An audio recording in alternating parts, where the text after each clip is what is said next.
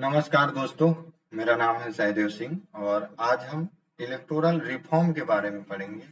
अभी हमने पिछले सेशन में देखा था कि चुनाव रिफॉर्म और इलेक्टोरल क्या बोलते हैं इलेक्शन के बारे में देखा थे और हमारा जो इलेक्टोरल बिहेवियर कैसा चेंज होता है और उनके बारे में और इलेक्टोरल लॉ के बारे में पढ़े थे। आज हम पढ़ेंगे कि इलेक्टोरल रिफॉर्म के बारे में। पहले इलेक्शन के बारे में पढ़े।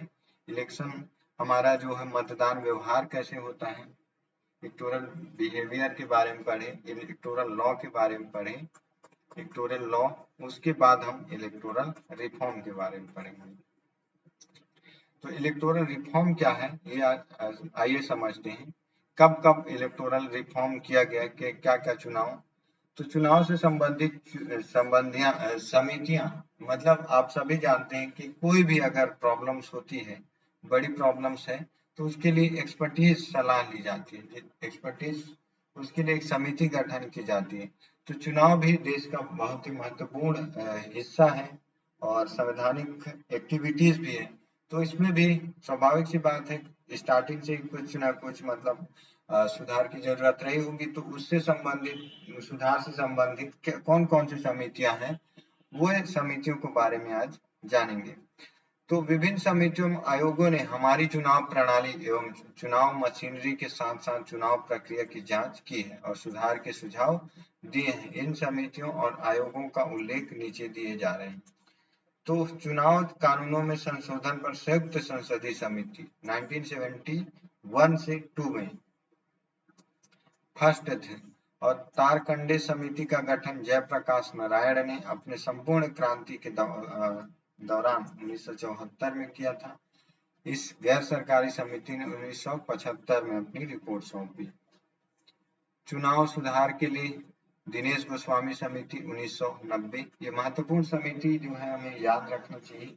जैसे 1990 का दिनेश गोस्वामी समिति, और साथ ही ये हमारा जो है एनसी जो हमें अपने आंसर राइटिंग में काम आते हैं कि ये स्पेसिफिक दिनेश गोस्वामी समिति का गठन जिक्र आप कर देते हैं तो उसमें जो है विश्वसनीयता बढ़ जाती है।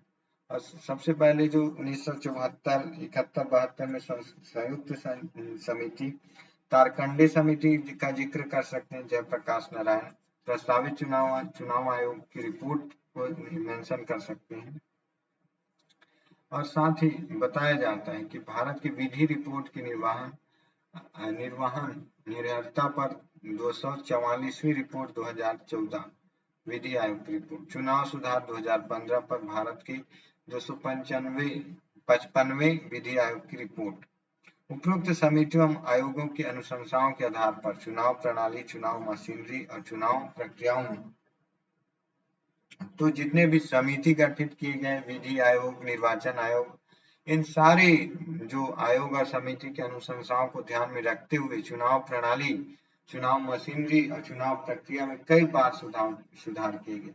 निम्नलिखित इस सुधारों को हम 4 भागों में बांटकर इनका अध्ययन कर सकते हैं। सबसे पहले कि 1996 से पहले 96 का चुनाव का सुधार, 1996 के बाद का चुनाव सुधार और 2010 से अब तक का सुधार। तो 1996 के पहले का चुनाव, वोट देने की आयु का घटना 1988 में। देखिए 1988 से पहले क्या हो रहा था कि आपको 21 वर्ष होना ही चाहिए क्या करने के लिए, वोट देने के लिए। ये बात 1988 से पहले की है। लेकिन 1988 में 61वें संविधान संशोधन अधिनियम के जरिए लोकसभा के साथ साथ विधानसभाओं के में चुनाव डालने की उम्र को 21 वर्ष से घटाकर 18 वर्ष कर दिया गया। प्रतिनिधित्व से वंचित देश के युवाओं को अपने भावनाओं को प्रकट करने का अवसर प्रदान किया गया। चुनाव प्रक्रिया का हिस्सा बनने में मदद करने के उद्देश्य से ऐसा किया गया। चुनाव आयोग के प्रतिनियुक्ति 1988 में प्रावधान किया गया कि चुनावों के लिए मतदाता सूची बनाने, पुनरीक्षण करने तथा संशोधन काम करने के काम में जो पदाधिकारी और कर्मचारी कार्यरत रहेंगे, उन्हें यह काम रहने की काम करते रहने की अवधि तक चुनाव आयोग में प्रतिनियुक्ति माना जाएगा। इस अवधि के दौरान ये कर्मचारी चुनाव आयोग के नियंत्रण, देखरेख एवं अनुशासन के अधीन रहेंगे। प्रस्तावकों की संख्या में वृद्धि 1988 में राज्यसभा एवं राज्यों के विधान परिषदों के चुनाव के लिए नामांकन पत्रों पर प्रस्तावक के रूप में हस्ताक्षर करने वाले निर्वाचकों की संख्या बढ़ाकर 10 चुनाव क्षेत्र के कुल निर्वाचकों का 10% या ऐसे 10 निर्वाचक जो कम हो कर दिया गया। ऐसे व्यर्थ के उम्मीदवारों को चुनाव लड़ने से रोकने के लिए किया गया। तो उस समय जो है 1988 में राज्यसभा और राज्यों के विधान परिषदों में चुनाव के लिए नामांकन पत्रों पर प्रस्तावक के रूप में हस्ताक्षर करने वाले निर्वाचकों की संख्या बढ़ाकर चुनाव क्षेत्र के कुल निर्वाचकों का 10% या ऐसे 10 निर्वाचक जो कम हो कर दिया गया। ऐसा व्यर्थ उम्मीदवारों को चुनाव लड़ने से रोकने के लिए किया गया। इलेक्ट्रॉनिक वोटिंग मशीन 1989 के चुनाव में इलेक्ट्रॉनिक वोटिंग मशीन ईवीएम के इस्तेमाल की व्यवस्था की गई। प्रयोग के तौर पर पहली बार ईवीएम का इस्तेमाल 1998 में राजस्थान, मध्य प्रदेश और दिल्ली विधानसभा के चुनाव में हुआ। 1999 के चुनाव के गोवा विधानसभा चुनाव में पहली बार ईवीएम का पूरे राज्य में इस्तेमाल किया गया था। बूथ कब्जा 1989 में बूथ कब्जा होने पर चुनाव स्थगित करने या रद्द करने का प्रावधान किया गया। बूथ कब्जा में शामिल है मतदान केंद्र पर कब्जा कर लेना या अधिकारियों से मतपत्र या वोटिंग मशीन रीडर सरेंडर करा लेना, मतदान केंद्र को अपने कब्जे में ले लेना और सिर्फ अपने समर्थकों को वोट डालने की इजाजत देना। किसी भी मतदाता को मतदान केंद्र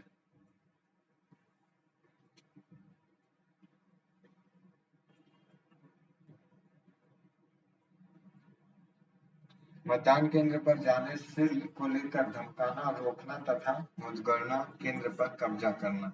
मतदाता फोटो पहचान पत्र ईपीआईसी चुनाव आयोग द्वारा मतदाता फोटो पहचान पत्र के उपयोग से निश्चित ही चुनाव प्रक्रिया सरल, सुचारू और त्वरित हुई।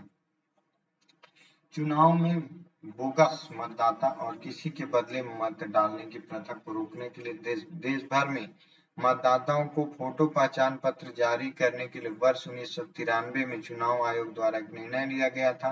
पंजीकृत मतदाताओं को आईपीआईसी जारी करने के लिए मतदाता सूची आधार होता है।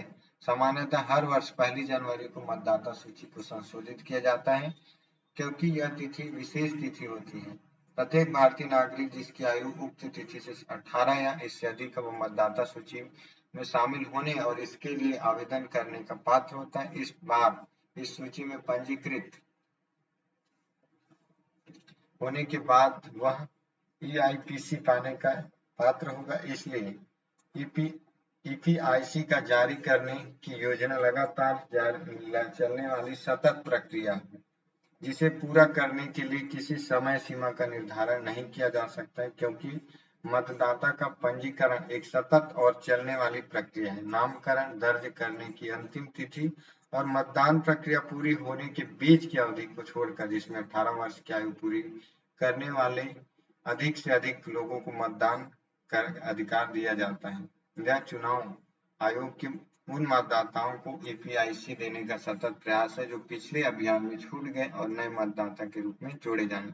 तो ये थे चुनाव के मतदाता वोटिंग मशीन का प्रयोग 1993 में, और ईवीएम का प्रयोग 1988 में राज्यसभा प्रस्तावकों की संख्या में वृद्धि करना, वोटिंग मशीन और उम्र का 21 वर्ष से 18 वर्ष कम करना, ये सुधार जो है 1996 से पहले के हैं। अब 1996 का चुनाव सुधार पीवी सिंह के नेतृत्व में राष्ट्रीय मोर्चा की सरकार के नेतृत्व में तत्कालीन कानून मंत्री दिनेश गोस्वामी की अध्यक्षता में चुनाव सुधार समिति का गठन किया गया। समिति से सुधार चुनाव प्रणाली का विस्तार से अध्ययन करने और प्रणाली की कमियों को दूर करने के लिए अपने सुझाव देने को कहा गया। समिति ने 1990 में ही अपनी रिपोर्ट दे दी और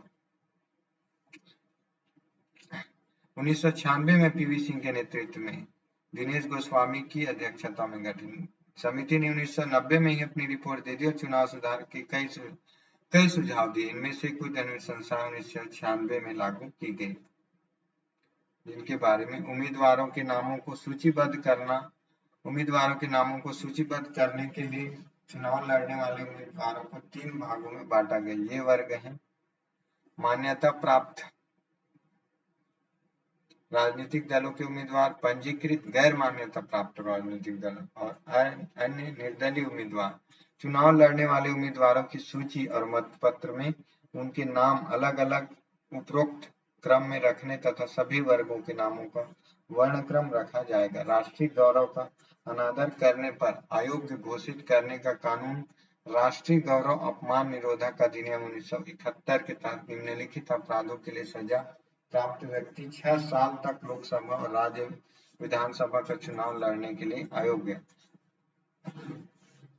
राष्ट्रीय गौरव का अनादर करने पर अयोग्य होने पर राष्ट्रीय गौरव अपमान निरोधक अधिनियम 1971 के तहत अगर कोई व्यक्ति राष्ट्रीय झंडे का अपमान करे तो उसे 6 साल तक लोकसभा और राज्य विधानसभा का चुनाव लड़ने का अयोग्य होगा।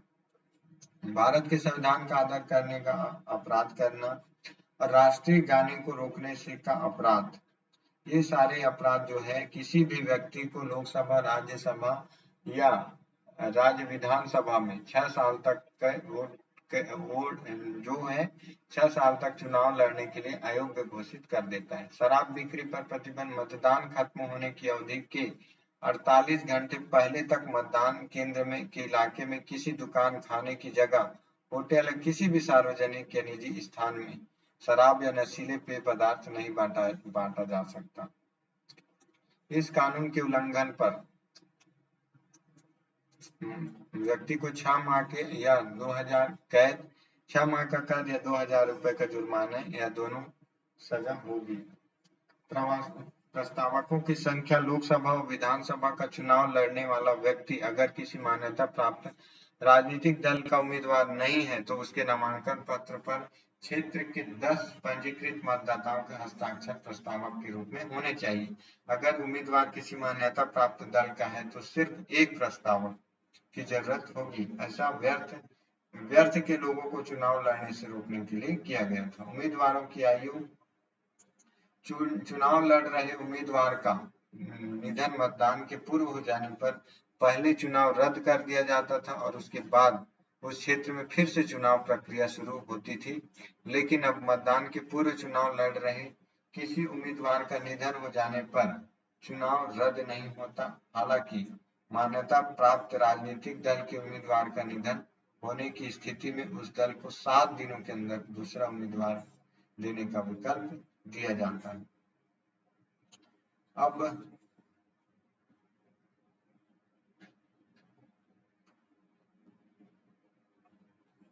मतदान के दिन कर्मचारियों का अवकाश, किसी भी व्यवसाय, व्यापार, उद्योग या अन्य संस्थानों में कार्यरत पंजीकृत मतदाता को मतदान के दिन वैतनिक अवकाश मिलेगा। यह नियम वेतनभोगी कर्मचारियों पर ही लागू होगी। इसका उल्लंघन करने वाले नियोजक को 500 रुपए तक का जुर्माना लगाया जा सकेगा। कहने का मतलब है कि अगर वह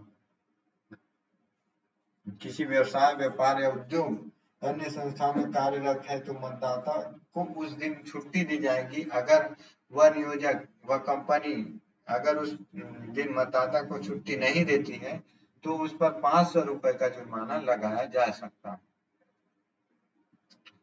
हालांकि यह नियम वैसे मतदाताओं पर लागू नहीं होगा जिनकी अनुपस्थिति से वह रोजगार में लगा है, उसे खतरा या अत्यधिक नुकसान होता है। 2 या 2 से अधिक चुनाव क्षेत्रों से चुनाव लड़ने पर प्रतिबंध, हथियार पर रोक, शांति प्रचार की अवधि में कमी। 1996 के बाद चुनाव सुधार आयोग राष्ट्रपति, उपराष्ट्रपति का चुनाव 1977 में राष्ट्रपति का चुनाव लड़ने के लिए प्रस्तावक एवं समर्थक निर्वाचकों की संख्या 10 से बढ़ाकर 50 कर दी गई। इसी तरह उपराष्ट्रपति पद के लिए यह संख्या 5 से बढ़ाकर 20 कर दी गई थी। साथ ही निरर्थक उम्मीदवारों को रोकने के लिए दोनों पदों का चुनाव लड़ने के लिए जमानत की राशि 2500 से बढ़ाकर 15,000 कर दी। चुनाव ड्यूटी के लिए कर्मचारियों को बुलाना। 1998 में यह व्यवस्था की गई कि स्थानीय शासन, राष्ट्रीयकृत बैंकों, विश्वविद्यालयों, जीवन बीमा निगम, लोक उपक्रमों व सरकारी सहायता पाने वाले दूसरे संस्थानों के कर्मचारियों को चुनाव ड्यूटी पर तैनात करने के लिए बुलाया जा सकता है। डाक पत्र मतपत्र के जरिए वोट डालना। 1999 में कुछ खास तरह के मत व्यवहार के लिए डाक मतपत्र के जरिए वोट देने की व्यवस्था की गई। चुनाव आयोग सरकार के साथ सलाह मशविरा कर किसी भी श्रेणी के व्यक्ति को इस सुविधा के लिए अधिसूचित कर सकता है। इस तरह अधिसूचित व्यक्ति अपने चुनाव क्षेत्र में डाक पत्र के जरिए वोट डालेगा, वह किसी अन्य तरीके से नहीं दे सकता। प्रोक्सी प्रोक्सी के जरिए वोट देने की सुविधा। 2003 में सशस्त्र सेना में कार्यरत वोटरों और ऐसे सशस्त्र बलों में कार्यरत लोगों को जहां सेना अधिनियम लागू होता है को प्रॉक्सी के जरिए वोट देने का विकल्प चुनने की सुविधा उपलब्ध कराई गई। ऐसे वोटर जो प्रॉक्सी के जरिए वोट डालना चाहते हैं उन्हें निर्धारित प्रपत्र में अपना प्रॉक्सी नियुक्त करना होगा। इसकी सूचना अपने निर्वाचन क्षेत्र के चुनाव अधिकारी को देनी होगी।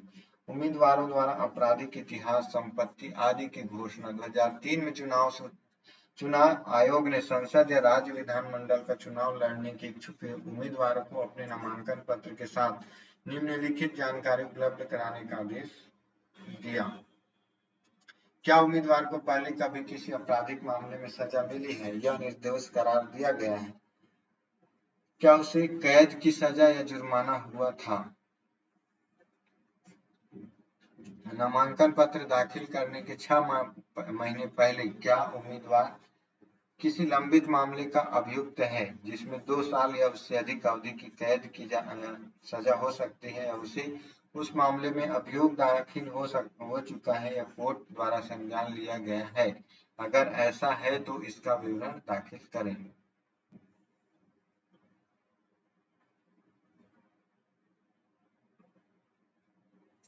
उम्मीदवार, उसकी पति या पत्नी और आश्रितों की संपत्ति, अचल चल, बैंकों की जमा राशि आदि का विवरण, देनदारी अगर हो तो खासकर किसी सरकारी वित्तीय संस्था या सरकार का बकाया है तो उसका विवरण भी प्रस्तुत करेगा। उम्मीदवार का शैक्षणिक योग्यता ये भी प्रस्तुत करेगा। शपथ पत्र में कोई गलत जानकारी देना अब चुनावी अपराध है। इसके लिए 6 माह तक के लिए कैद की सजा या जुर्माना या दोनों हो सकता है। राज्यसभा के चुनाव में बदलाव। 2003 में राज्यसभा चुनाव से संबंधित जानकारी। निम्नलिखित बदलाव किए गए। राज्यसभा चुनाव लड़ने वाले उम्मीदवारों की आवासीय आर्यता हटा ली गई। इसके लिए उम्मीदवार को जिस राज्य से निर्वाचित होना होता था वह उसे वहां का मतदाता होना जरूरी होता था। अब उसका देश के किसी संसदीय क्षेत्र में वोटर होना पर्याप्त होगा। राज्यसभा चुनाव में गुप्त मतदान की जगह खुला मतदान शुरू किया गया। ऐसा राज्यसभा चुनाव के दौरान क्रॉस वोटिंग पर रोक लगाने एवं पैसे के खेल को समाप्त करने के लिए लाया गया। यात्रा व्यय की छूट। 2003 के प्रावधान के अनुसार राजनीतिक दल का चुनाव प्रचार करने वाले नेताओं का यात्रा व्यय उम्मीदवार के चुनाव खर्च में शामिल नहीं किया जाएगा। मतदाता सूची की निःशुल्क आपूर्ति। 2003 के प्रावधान के अनुसार सरकार लोकसभा तथा विधानसभा चुनाव में मान्यता प्राप्त राजनीतिक दलों के उम्मीदवार को मतदाता सूची की प्रति तथा आवश्यक सामग्री निःशुल्क उपलब्ध कराएगी। साथ ही चुनाव आयोग को संबंधित चुनाव क्षेत्र के मतदाताओं या मान्यताओं प्राप्त राजनीतिक दलों के उम्मीदवारों को निर्धारित सामग्री उपलब्ध करानी होगी। राजनीतिक दलों को चंदा लेने की स्वतंत्रता। 2003 में राजनीतिक दलों को किसी भी व्यक्ति या सरकारी कंपनी छोड़कर बाकी किसी कंपनी से कोई राशि स्वीकार करने की स्वतंत्रता थी। अब यह आयकर के में राहत का दावा करने के लिए उन्हें 20,000 रुपए से अधिक के हर चंदे की जानकारी चुनाव आयोग को देनी होगी।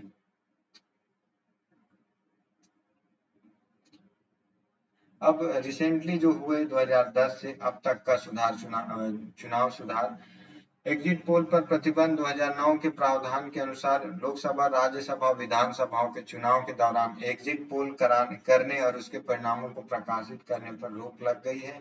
इस तरह चुनाव आयोग द्वारा अधिसूचित अवधि के दौरान कोई व्यक्ति एग्जिट पोल नहीं कर सकता तथा प्रिंट या इलेक्ट्रॉनिक मीडिया या किसी और तरीके से उस पोल के परिणामों को प्रकाशित या प्रचारित नहीं कर सकता। इस प्रावधान का उल्लंघन करने वाला व्यक्ति 2 साल तक की कैद या जुर्माना दोनों का भागी होगा।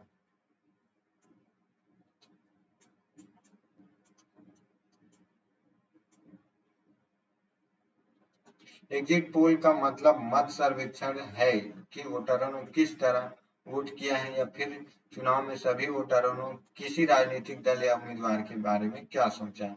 आयोग के घोषित कराने के लिए मामला दर्ज कराने की समय सीमा 2009 में भ्रष्ट तरीका अपनाने वाले व्यक्ति को अयोग्य करार देने की प्रक्रिया सरल बनाने का प्रावधान किया गया।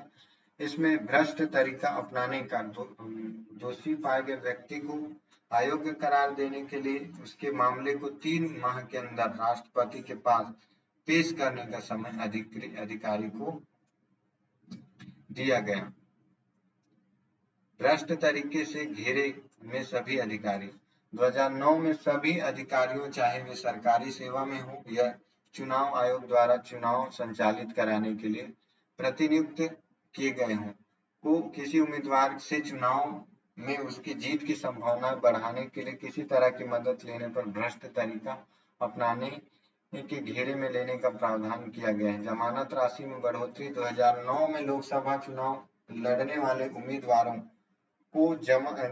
उम्मीदवारों द्वारा जमा की जाने वाली जमानत की राशि सामान्य कोटि के उम्मीदवारों के लिए 10,000 से बढ़ाकर 25,000, अनुसूचित जाति और जनजाति के लिए उम्मीदवारों के लिए 5,000 से बढ़ाकर 12,000,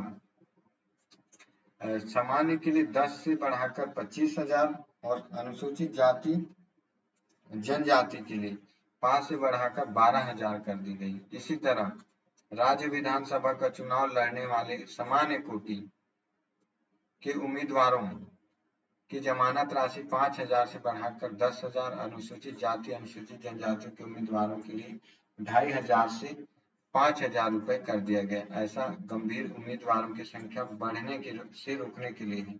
जिला अपीलीय अधिकारी, दंडाधिकारी, जिला कार्यालय। तो ये थे कुछ चुनाव सुधार आयोग, कुछ आयोग बैठाए गए और कुछ जो है उसमें अनुशंसा की गई, जिसके आधार पर संसद ने उस पर अमल किया और उसको लागू किया। तो ये सारी चीजें आपको पढ़ने की जरूरत है। आप सीरीज बाय देख सकते हैं सारे वीडियो। और I request to all guys कि आप बार बार पढ़ें और बार बार ये वीडियो अगर आपको हेल्पफुल लग रही हो तो जरूर देखिएगा और अपने बुक को बार बार पढ़िए, ताकि आपको मिस्टेक करने की अगर प्रैक्टिस अच्छी रहेगी तो परफेक्शन आती है, तो गलतियां करने के चांसेस कम हो जाते हैं और आपका आंसर सही हो जाता है अगर आप बार बार पढ़ते हैं बारीकी से। तो आई होप आपको मेरा इनिशिएट पसंद आएगा तो लाइक करिएगा और सपोर्ट करिएगा गाइस कमेंट करके, और सब्सक्राइब जरूर करिएगा।